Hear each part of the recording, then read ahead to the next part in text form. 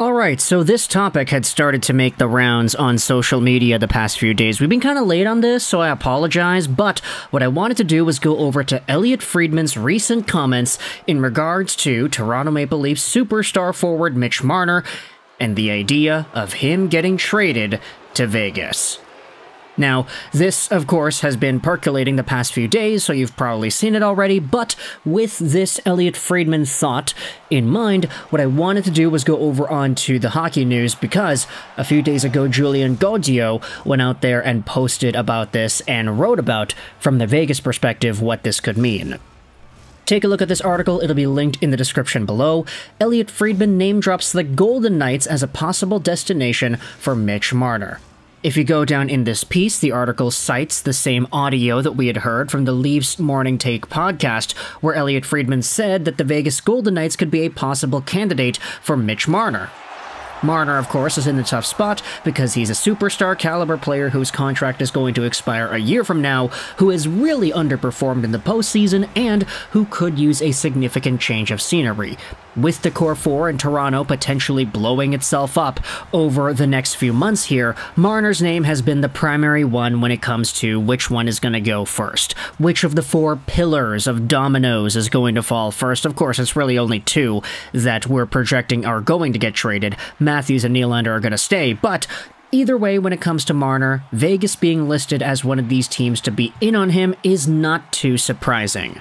Not because the Vegas Golden Knights have all the cap space in the world and they're in this spot where they can afford Mitch Marner, but because when it comes to the one team that always seems to get their paws involved in the scoop, it happens to be Vegas. If you're Max Pacioretty, you're Mark Stone, you're Jack Eichel, you're Alex Pietrangelo, anybody who is good, the Vegas Golden Knights usually get involved and put their name into the hat of desirable teams. It's always like that. They always find the way to do it. The money always works out. They do LTIR. They've got their shenanigans. They've got their trading away other guys and treating them poorly, whatever. It doesn't matter. It works. They won the Stanley Cup last year. So I don't think anybody in Vegas is necessarily complaining due to the results. The end justifies the means, as they say. Either way, Vegas being involved in Marner is not all too surprising, but what I wanted to do was go out there and expand on some of these comments. If you scroll down in this article, it talks about how it's not much of a surprise that Marner gets a lot of slack from Maple Leafs fans. He's a hometown player and certain expectations follow. The term hometown discount is a popular one for Canadiens, and when Marner was up for a contract after his ELC expired, many fans felt that he fought for every penny in his extension. Now he's due for another contract following 24-25, and the Maple Leafs may want to get a return out of him if they don't want him a part of the organization next year. Here are the Friedman comments from the podcast. One of the things with Marner is that a lot of people suspect that Vegas will be around it, because Vegas is just smart. They're around any good player. So I got people hypothesizing Shea Theodore and Logan Thompson deals to me, for example. Okay, Friedman, let's go out there and talk about these two. So Shea Theodore is the one that I think a lot of people got upset about right away.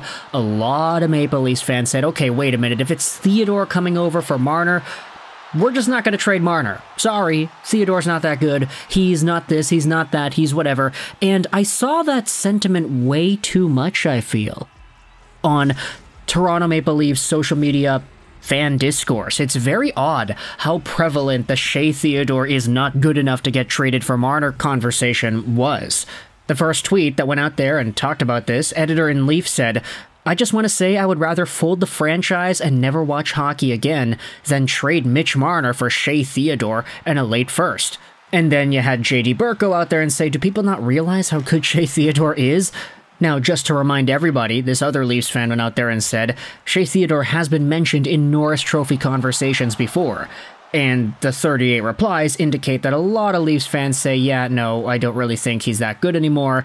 He's not that now. He has declined, this and that. And so when you talk about Shea Theodore, I get it. He had 42 points in 47 games played this previous season. The point-per-game number is actually pretty strong. It's just he had 0 points in the first-round series against Dallas. He was coming off of an injury. And ultimately, this is a player that got slowed down so much, and I know that because I had him on my fantasy team the entire year. Yeah, I didn't drop him because he was too useful.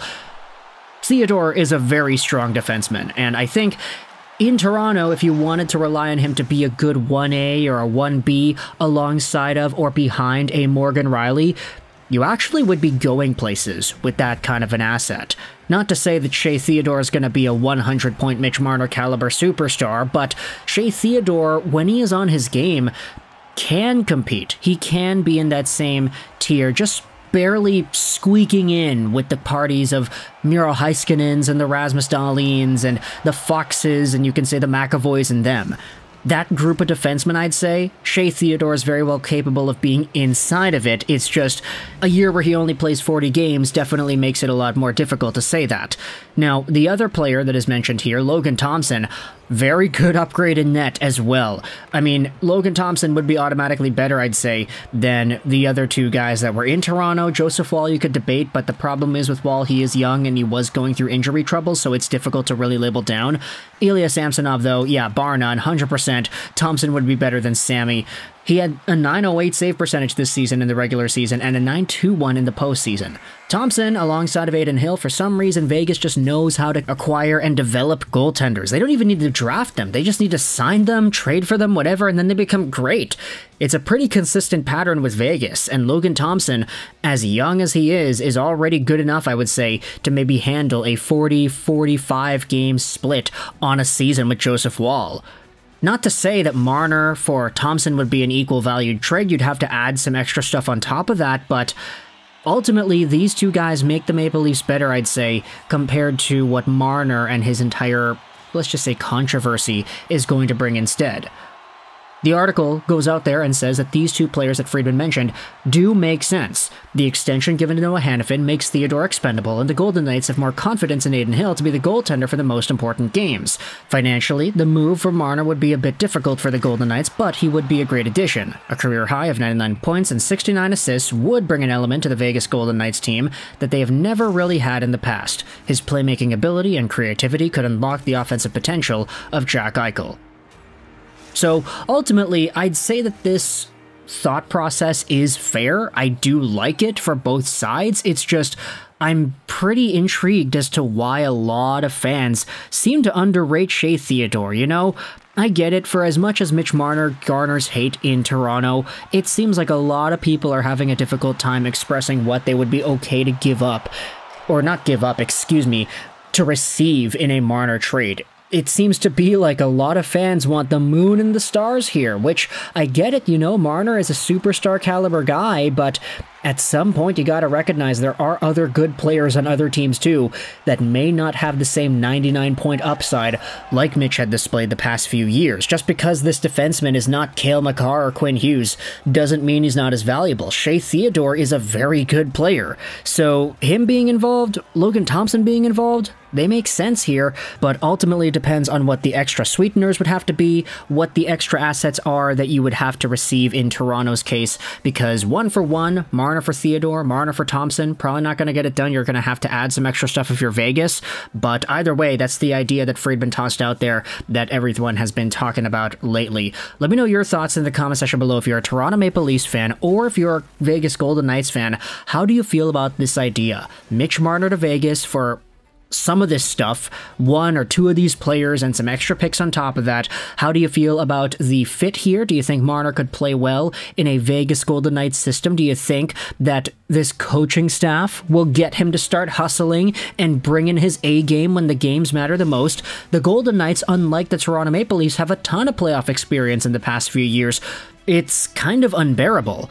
In a way, could you say that that experience would make Marner so much of a better player in the postseason when he's got a lot more guidance and a lot more guys around him who are familiar with that environment? You can't say the same thing about the Toronto Maple Leafs, spare the few veterans that they get every single year that end up playing somewhat of a role but are ultimately not the same caliber players as the Nylanders, Matthewses, Marners, and Dvorsky. Let me know your thoughts in the comment section below about a Marner trade over to Vegas. I hope you enjoyed this video. And bye.